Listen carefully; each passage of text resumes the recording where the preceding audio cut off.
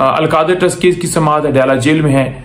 और वाज़ेह करना चाहूं कि सुप्रीम कोर्ट में फैसला आया नैब तरमीम के हवाले से, उसके बाद ये कहा गया कि केसेस खान साहब के खत्म हो गए हैं। एक पूरा जो है वो मीडिया के ऊपर भी बात उठाएगी, लेकिन खान साहब के ऊपर बनाए गए केसेस जो हैं वो स्टिल चल रहे हैं। जहां तक बात है तोशा खाना की, वो नैब से ट्रांसफर करके तो FIA के अंदर चला रहे हैं, और जहां तक इस केस की बात है तो यहाँ ये कार्रवाई जारी है। पाकिस्तान में अगर किसी का केस जो है वो चल रहा है तो वो इमरान खान साहब और बीबी साहब हैं। उसके अलावा नवाज शरीफ हो, जरदारी हो, या जितने ये हो माफिया हो, इनके केसेस नहीं चल रहे। ये नैब की गिरफ्त में नहीं है। आपने देखा कि कहीं पर किसी की गिरफ्तारी है, आपने देखा कि कोई हवालात में है, आपने देखा कि कहीं पर कोई पेशी किसी की हो रही है, उनके केसेस नहीं चल रहे सिवाय इमरान खान साहब और बीबी साहबा की।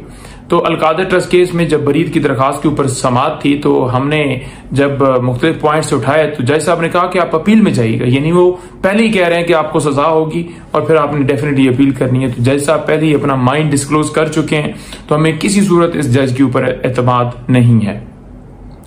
इन्होंने जरूर सजा सुनानी है।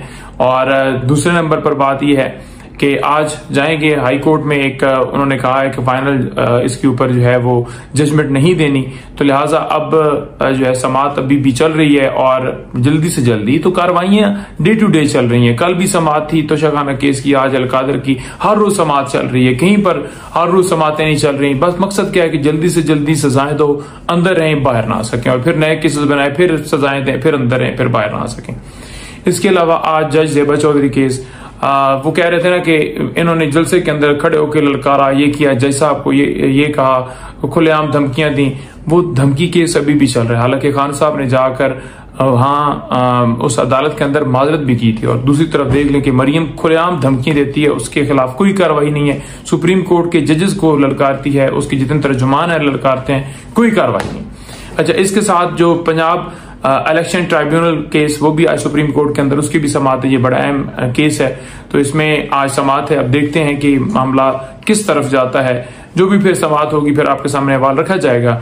इसके अलावा आज इस्लामाबाद हाई कोर्ट में जो मिलिट्री ट्रायल, जो मिलिट्री कस्टडी देने के हवाले से मुख्तलिफ प्रेस कॉन्फ्रेंस की गई, और हमने उस बात को उठाया कि सिविलियन का मिलिट्री ट्रायल नहीं हो सकता खान साहब की कस्टडी के हवाले से।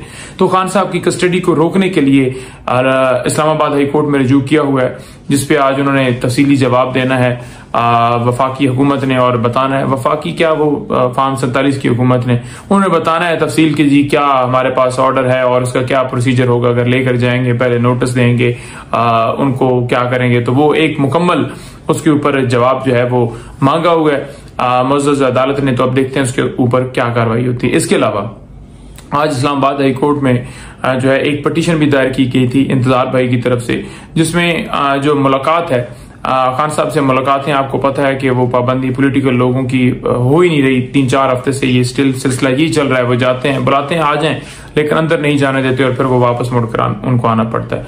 तो वो मामला भी स्टिल जो है इस वक्त पेंडिंग है और इस्लामाबाद हाई कोर्ट में है। देखिए, उनका हक है कि लोग उनसे मिलें। एक सियासी जमात के, सबसे बड़ी पॉलिटिकल जमात के वो सरबराह हैं और उनका ये हक है। लेकिन आपको पता है कि ये सिलसिला जो है, ये कार्रवाइयां ये जारी हैं सिर्फ और सिर्फ विक्टिमाइजेशन के किसी तरह से उनको तोड़ा जा सके।